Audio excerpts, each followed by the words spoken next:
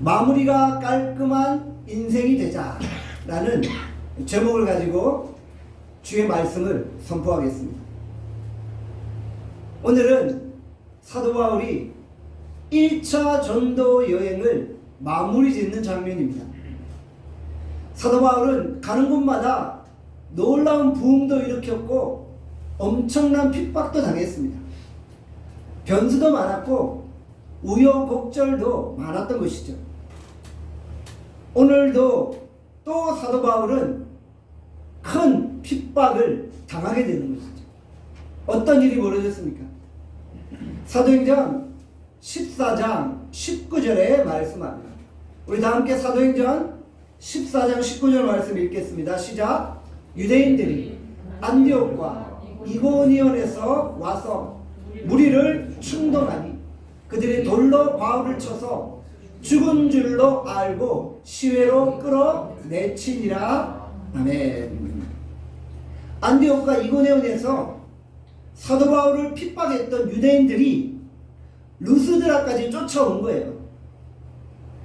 비시디 안디옥에서 루스드라까지 그 거리가 70km가 넘는 장거리, 가까운 거리도 아닌데 집요하게 쫓아와서 사람들을 선동하고 충동질하고 있는 거예요. 너무나도 질리도록 물고 늘어지면서 방해 공작을 벌이고 있는 것이죠. 악은 원래 이처럼 집요하고 잔인한 법입니다. 사단은 사람들을 미혹하게 하여 거짓 선동과 충동질을 일삼는 것입니다. 사람들은 자신이 사단의 조종을 받고 있는 것도 알지 못한 채 속수무책으로 당하고 있는 것입니다. 우리는 교회 안에서 사단이 거짓 선동으로 사람들을 괴롭히고 교회를 공격하지 못하도록 항상 영적인 분별력을 가져야 하는 것입니다. 바울과 바나바는 루스드라에서 안진뱅이를 일으켰습니다. 그 결과 무리들이 바울과 바나바를 제우스 신과 헤르메스 신으로 추종하며 제사까지 드리려고 하지 않았습니까? 그런데 얼마 이후에 루스드라 사람들이 유대인들의 선동에 의해서 바울을 돌로 치려고 하는 것이죠. 사람들이 어떻게 이렇게 갑자기 돌변할 수 있습니까? 이것이 군중의 속성입니다. 조금 전까지만 해도 바울과 바나바를 신으로 추종했지만 얼마 있지 않아서 바울과 바나바를 돌로 쳤던 것이죠. 예수님의 경우도 비슷합니다. 예수님이 공생의 기간 중에 얼마나 많은 이적을 행하셨습니까? 각종 질병을 고치시고 오병이어 사건을 통해 수많은 군중들의 배고픔의 문제를 해결해 주셨어요. 그랬더니 군중들이 예수님께 몰려가서 당신이 우리의 왕이 되어 주십시오. 당신이 우리의 임금이 되어 달라고 간청하고 있는 거예요. 그럴 만도 한 게 인간의 배고픔의 문제를 해결해 주는 지도자가 가장 멋진 지도자가 아닌가요? 군중들이 예수님 주변으로 몰려가 환호성을 치면서 열광합니다. 그러나 예수님은 그 군중들의 환호성에 현혹되지 않았다는 거예요. 예수님은 결코 자신의 운명을 무리들의 환호성에 맡기지 않았다는 거예요. 왜요? 인간의 마음, 인간의 속성이 무엇인지 정확하게 아셨기 때문입니다. 이 군중들이 얼마 후에 예수님을 십자가에 못 박는다는 것을 아셨기 때문입니다. 사도 바울을 신으로 추앙했던 군중들이 얼마 이후에 사도 바울을 돌로 치려고 한 거죠. 혹시 세상에 누군가가 나를 높여주고 띄워줄 때 여러분들 절대 그 환호성을 믿지 마시기 바랍니다. 그 군중들이 언제 돌변해서 나에게 비수를 꽂을지 모르는 법입니다. 사도 바울은 돌 팔매질을 당해 쓰러지고 맙니다. 온몸이 피투성이가 되어서 정신을 잃고 만 것입니다. 저는 이 말씀을 묵상하면서 이런 생각을 해봤습니다. 사도 바울이 돌 팔매질을 당하면서 무슨 생각을 했을까? 저는 사도 바울이 순교자 스데반을 생각했다고 판단합니다. 돌에 맞으면서 옛날 생각이 난 거죠. 얼마 전에 사도 바울 자신이 스데반을 돌로 쳐서 죽였잖아요. 그런데 지금 입장이 완전히 바뀌어버린 거예요. 스데반을 생각하니까 그때 그 광경이 너무나도 신기했죠. 돌에 맞으면서 스데반의 얼굴이 천사와 같이 빛났던 거예요. 그때는 사도 바울이 왜 스데반이 저런 얼굴이었는지 이해 못했을 거예요. 그런데 지금 자신이 돌에 맞으면서 스데반의 얼굴이 이해가 되어지는 거예요. 스데반도 돌에 맞으며 그 얼굴이 천사와 같이 빛났었고요. 사도 바울도 그 얼굴이 천사와 같이 빛났음을 저는 믿습니다. 사도 바울은 순교한 스데반을 생각하며 너무나 미안한 마음이 들었어요. 그리고 다시 한번 결심합니다. 내가 순교한 스데반의 목까지 담당해서 죽도록 주의 복음을 증거하리라. 돌에 맞으면서도 다시 한번 이 복음 증거의 뜨거운 열정이 회복되어지는 것이죠. 사랑하는 여러분, 오늘 우리의 얼굴이 천사와 같이 빛날 수 있기를 바랍니다. 오늘 이 예배를 통해서 하나님의 영광을 경험하고 우리의 얼굴 속에 하나님의 영광의 임재가 머물 수 있기를 간절히 소원합니다. 19절에 말씀합니다. 우리 사도행전 14장 19절 함께 읽겠습니다. 시작. 무리들은 사도 바울이 죽은 줄 알고 시외로 끌어내치니라. 스데반이 돌에 맞아서 기절한 거예요. 정신을 잃어버린 거예요. 기절할 정도로, 거의 죽을 정도로 돌 팔매질을 당한 거예요. 사랑하는 여러분, 혹시 돌에 맞아본 적이 있으세요? 있으신가요? 얼마나 아플까요? 얼마나 고통스러울까요? 제 어린 시절이 기억이 납니다. 친구들과 새총을 가지고 놀았어요. 새총 안에 조그만 돌멩이를 가지고 이렇게 쏘는 거예요. 그런데 잘 맞진 않아요. 왜냐하면 친구들하고 놀 때 전쟁놀이 하잖아요. 장애물 뒤에 숨어서 쏘고 피하고 막 이러니까 잘 맞지 않는데 어쩌다 한번 맞으면 이제 울고 불고 난리가 나는 거예요. 그런데 전쟁놀이를 하는데 갑자기 옆에서 비명소리가 들리는 거예요. 막 몰려갔죠. 봤더니 어떤 친구가 새총을 쐈는데 우연히 다른 친구의 눈에 맞아버린 거예요. 그래가지고 눈에서 피가 나고 막 울고 불고 난리가 난 거예요. 일단 피가 나니까 급하게 병원 응급실로 그 아이를 데려간 거죠. 다행히 실명은 아니었고요. 실명할 뻔했다고 의사가 그러더라고요. 실명은 아니었고 며칠 병원에 입원해서 치료를 받고 그렇게 나왔던 기억이 나요. 그때 함께 놀았던 친구들이 우르르 몰려가서 병문안을 하고 미안하다고 다시는 우리 이런 놀이 하지 말자고 그랬던 기억이 납니다. 이 루스드라의 무리들은 인정사정 없이 돌팔매질로 사도 바울을 내리친 거예요. 죽도록 계속 내리친 거예요. 사도 바울이 의식이 없으니까 죽은 줄 알고 시외로 끌어내쳤다고 말씀하죠.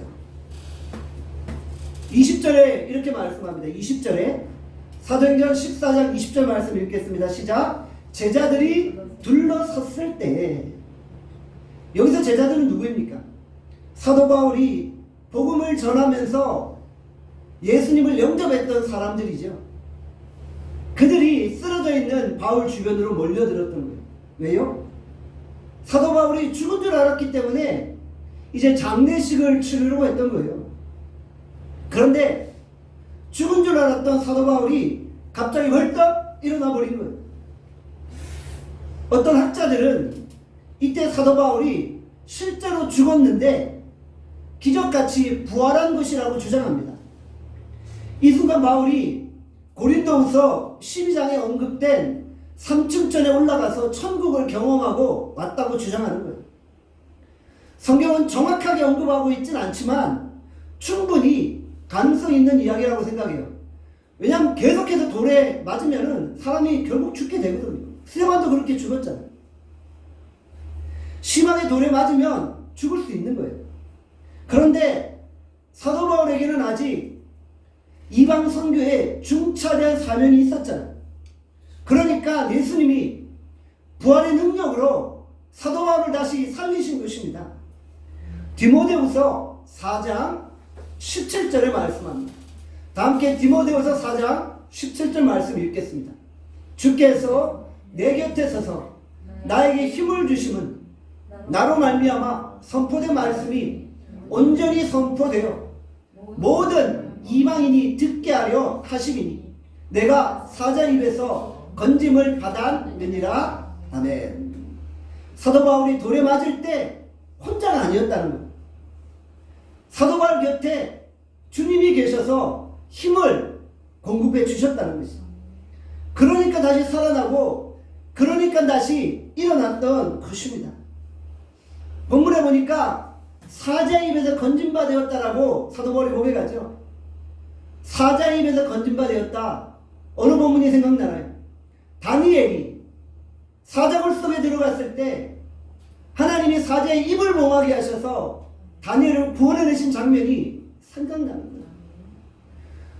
죽을 수밖에 없었는데 하나님이 살려주신 거예요. 사도 바울이 죽게 되었지만 하나님이 그를 다시 살려주신 것입니다. 사랑하는 여러분, 사명이 있으면 죽어야 될 순간에도 죽지 않는 거예요. 사명이 있으면 죽을 순간에도 다시 살아나게 되어지는 거예요.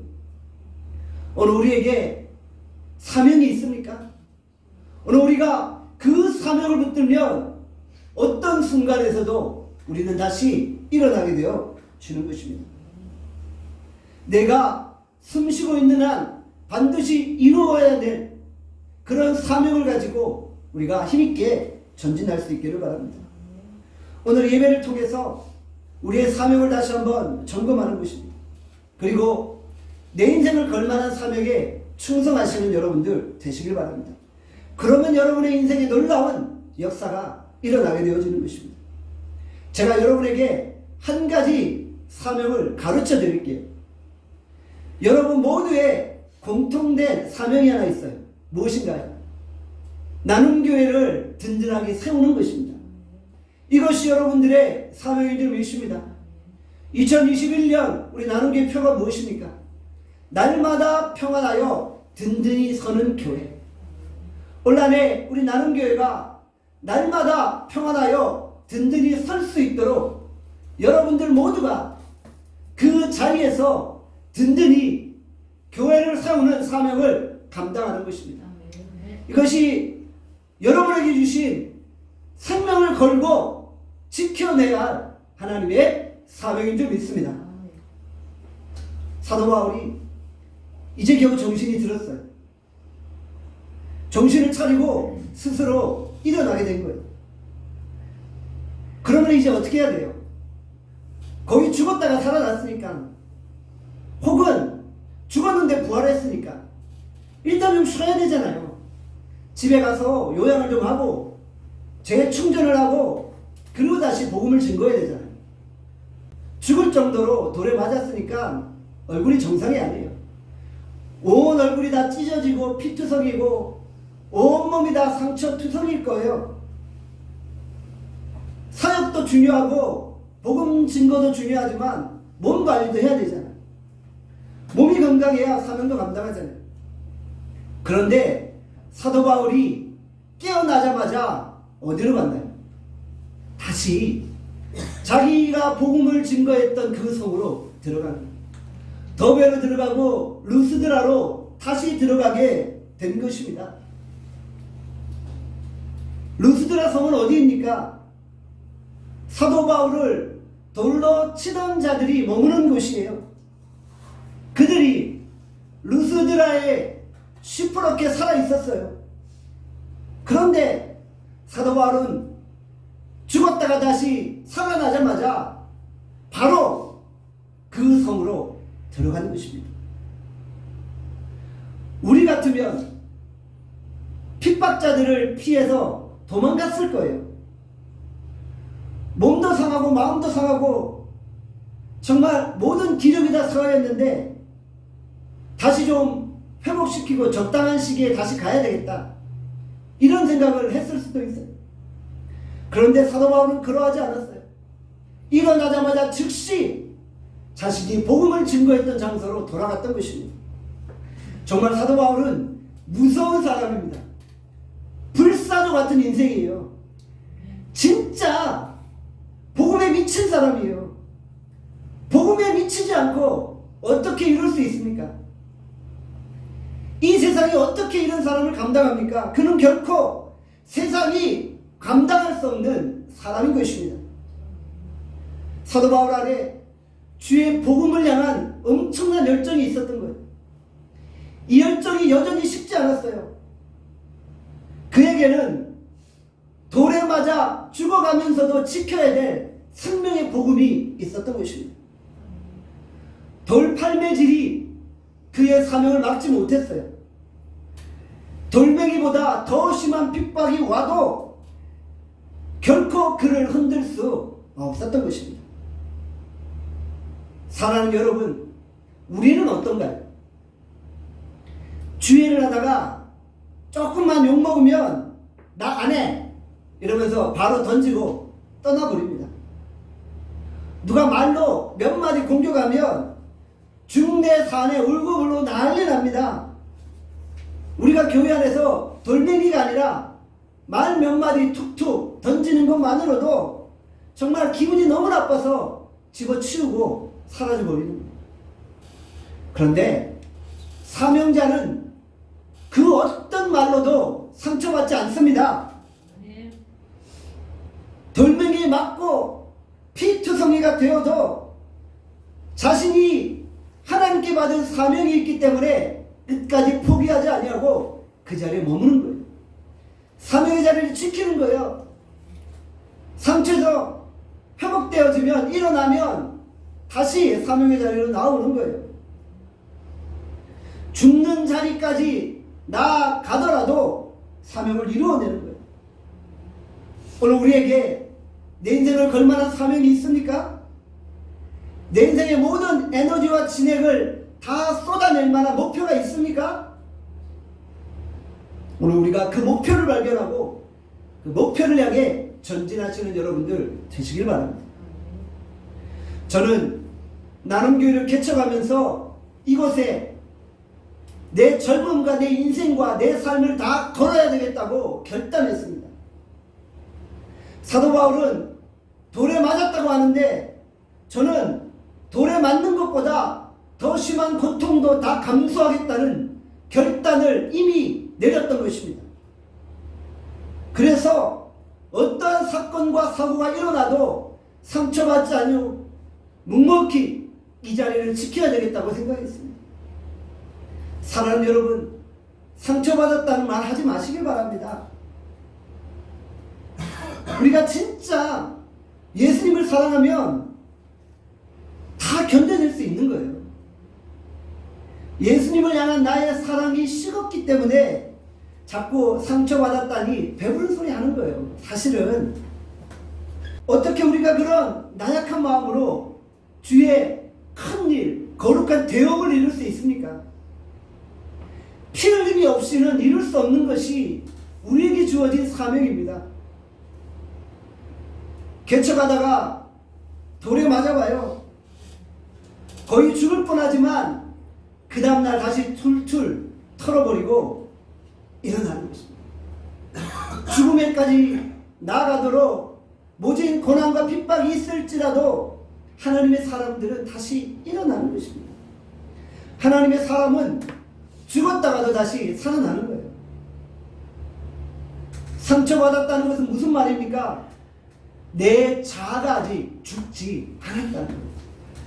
자아가 죽었는데 무슨 상처를 받겠어요? 갈라디아서 2장 20절에 말씀합니다. 우리 다 함께 갈라디아서 2장 20절 말씀 읽겠습니다. 시작. 내가 그리스도와 함께 십자가에 못 박혔나니 그런즉 이제는 내가 사는 것이 아니요 오직 내 안에 그리스도께서 사시는 것이다.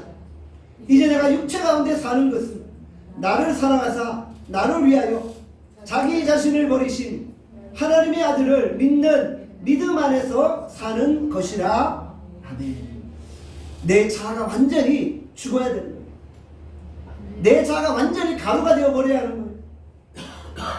내가 사는데 내가 사는 것이 아니라 내 안에 예수 그리스도께서 사시는 거예요.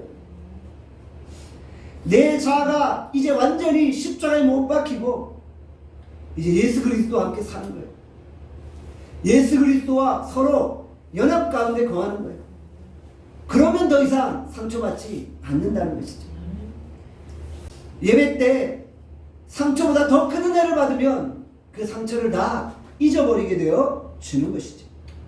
성령 충만하면 다 해결되어 주는 줄 믿습니다. 사도행전 14장 21절에 말씀합니다. 우리 다 함께 사도행전 14장 21절 읽겠습니다. 시작. 복음을 그 성에서 전하여 많은 사람을 제자로 삼고. 사도 바울이 처음 루스드라에 들어가서 주의 복음을 전했죠. 그리고 지금 죽음에서 일어나 다시 그곳으로 들어가 선교 사역을 마무리 짓고 있는 거예요.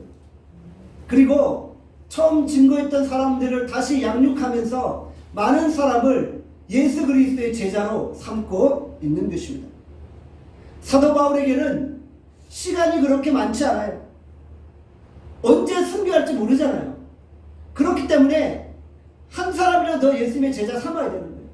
그래서 초스피드로 새신자 훈련시키고 바로 이어서 초스피드로 제자 훈련시키는 거예요.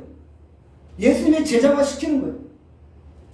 사도 바울이 1차 선교 여행을 마무리하면서 마음이 급한 거예요. 그래서 빨리 선교를 깔끔하게 마무리 짓기 위해서 석성 과정으로 제자 훈련을 시키고 있는 것이죠. 제자 훈련이란 무엇입니까? 지식적으로 배워서 머리만 커지는 그런 과정이 아닌 것입니다. 사랑의 교회 고 옥하는 목사님이 제자 훈련에 대해서 마지막으로 이런 말씀을 남기셨어요. 나는 제자 훈련에 실패했다. 왜냐하면 제자 훈련을 시켜서 성도들의 머리만 커졌지 진짜 성도들이 제자화된 삶을 살지 못하는 것이다. 진짜 제자 훈련은 지식이 아니라 삶이다. 사랑하는 여러분, 진짜 제자 훈련은 제자로서의 삶을 사는 거예요. 어떤 과정을 만들어 놓고 이 과정을 다 밟으면 제자 훈련이 됐다, 이게 아니라 정말 내가 오늘 현실의 삶 속에서 세상과 타협하지 아니하고 믿음으로 사는 것이 곧 제자 훈련인 줄 믿습니다. 그런 의미에서 오카노 목사님이 제자 훈련에 실패했다라고 말씀하신 거예요.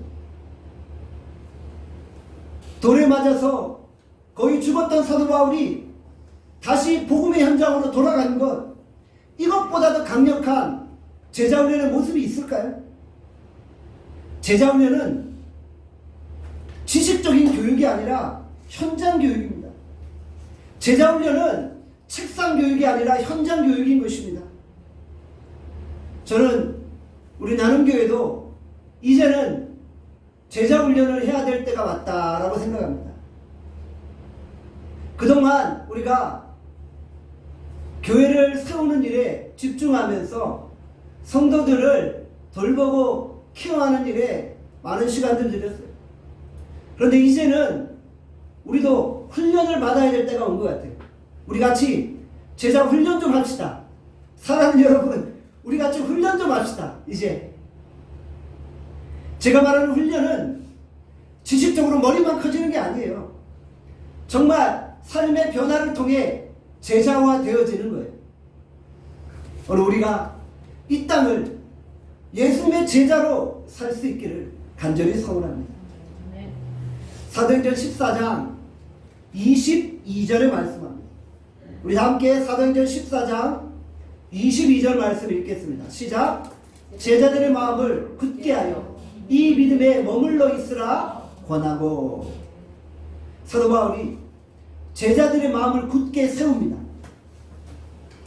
왜냐하면 제자들의 마음이 지금 요동하고 있어요.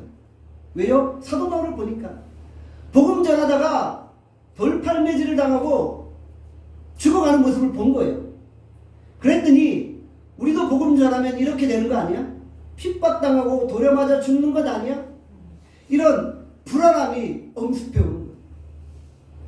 사도 바울은 흔들리는 이 제자들의 마음을 굳건히 세우는 거예요.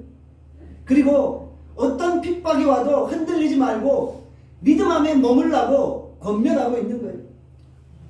한번 복음을 외치는 것으로 끝나는 게 아니에요. 한번 노방전도 하는 것으로 끝나는 게 아니에요.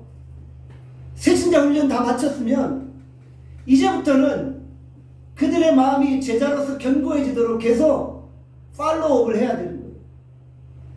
새신자 훈련 끝났으니 이제 니들 알아서 살아, 이게 아니라는 거예요. 이러면 초신자들은 세상에서 인위에게 뜯겨서 죽고 마는 거예요. 사도 바울은 믿음을 견고히 세워주는 마지막 사역까지 철저히 감당했던 것입니다. 사도 바울은 이 마지막 마무리를 잘하기 위해서 피 터지는 몸으로 선교 현장으로 나간 것이 아닙니까? 일일이 사람들 만나서 제자훈련 시키고 믿음을 굳건하게 세운 것이죠. 복음 전한 이후에 사후관리를 철저히 한 것입니다. 우리가 전자제품을 구입하고 나면 얼마 후에 전화가 오잖아요. 제품을 잘 쓰고 계신가요? 불편한 건 없으신가요? 궁금한 점이 있으면 언제든지 연락 주세요. 애프터 서비스가 철저하잖아요. 그럴 때 제품에 대한 신뢰를 가질 수 있잖아요. 사역도 마찬가지입니다. 한번 사역하고 끝나면은 사역의 효과가 반감되어지는 거예요. 계속 기도하면서 안부를 묻고 사후 관리를 철저하게 해주는 거예요. 사후 관리가 곧 마무리입니다. 사도 바울은 1차 전도 여행을 끝내면서 참으로 멋진 마무리를 이루어낸 것입니다. 주변에 풍성한 열매를 맺는 분들을 보면 언제나 마무리를 잘하는 것을 보게 되죠. 끝 마무리가 탁월한 사람이 풍성한 열매를 거두게 되어지는 것입니다. 마무리가 안 되는 인생은 열매가 없는 인생이 되어버리는 거예요. 일은 열심히 했는데 마무리를 잘 못하면 결국 모든 일들이 헛수고가 되어지는 거예요. 용두사미로 끝나고 마는 것입니다. 내가 시작한 일은 내 손으로 마무리 짓겠다는 각오를 하시기를 바랍니다.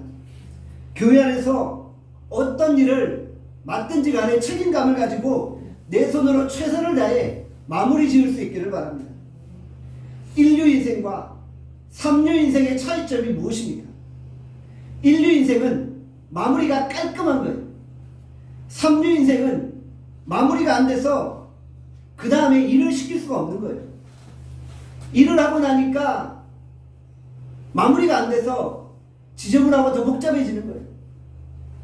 공부를 잘하는 사람과 공부를 못하는 사람의 차이점이 무엇입니까? 시험을 칠 때 보면 답이 뭔지 아리까리한 거예요. 가물가물하고 아리송한 거예요. 1번인가 3번인가 고민하다가 1번을 찍었는데 답은 3번인 거예요. 왜 이런 일이 발생해요? 시험 공부를 할 때 마무리를 철저히 못한 거예요. 마무리 정리가 잘 돼야지 정확한 답을 찍는데 마무리가 안 되니까 기억날 것 같은데 잘 기억이 안 나는 거예요. 프로야구도 마찬가지 아닙니까? 프로야구에서 우승팀이 되기 위해서는 마무리 투수가 강해야 돼요. 선발 투수가 아무리 잘 던지면 뭐합니까? 마무리 투수가 마지막에 나가서 만류 없는 한 방 맞으면 게임은 끝나버리는 거예요. 우리도 사도 바울처럼 마무리가 깔끔한 인류 인생을 살 수 있기를 바랍니다. 디모데후서 4장 7절에서 8절의 말씀입니다. 우리 다 함께 디모데후서 4장 7절에서 8절 말씀 읽겠습니다. 시작. 나는 선한 싸움을 싸우고 나의 달려갈 길을 마치고 믿음을 지켰으니 이제부로는 나를 위하여 의의 면류관이 예비되었으므로 주 곧 의로운 재판자니 그날에 내게 주실 것이니 내게만 아니라 주의 나타나심을 사모하는 모든 자에게도 니라. 아멘. 사도 바울은 자신의 인생을 마무리하면서 주의 복음을 위해서 모든 인생의 에너지와 진액을 다 쏟아냈어요.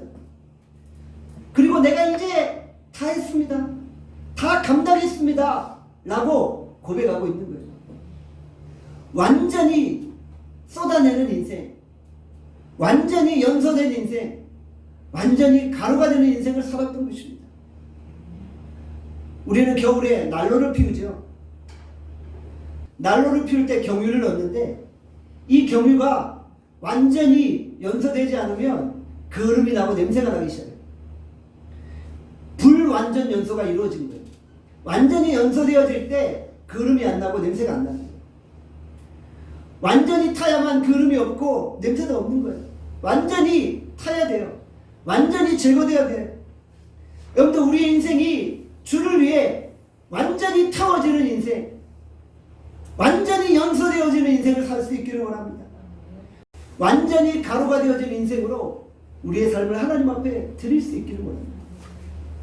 사도행전 14장 23절에 말씀합니다.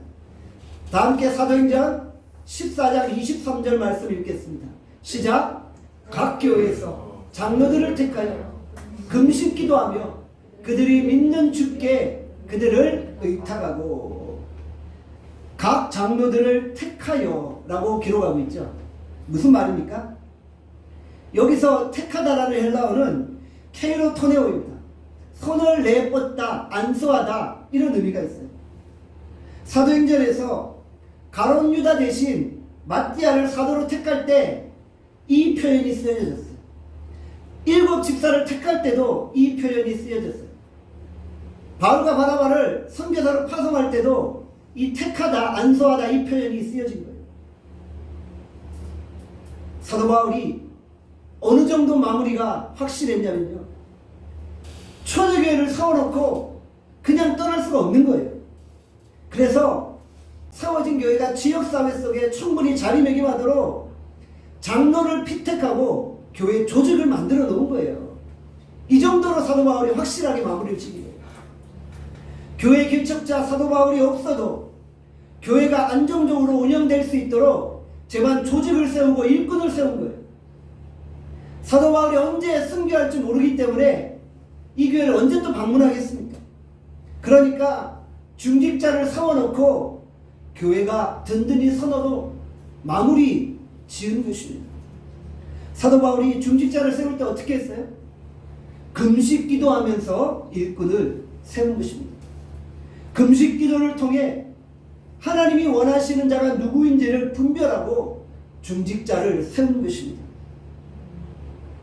오늘 우리는 주의 복음에 대한 열정으로 불타오르기를 간절히 소원합니다. 오늘 우리는 주의 복음을 내 인생의 목표로 삼고 살아갈 수 있기를 원합니다. 주께서 나에게 무슨 사역을 맡겨주시든지 그 사역을 깔끔히 마무리 짓는 주의 거룩한 종들이 될 수 있기를 주의 이름으로 축원합니다. 아멘. 기도하겠습니다. 오늘 이 시간 말씀을 생각하며 기도합시다. 하나님, 우리에게 다시 한번 복음에 불타는 열정을 얻어가여 주시옵소서.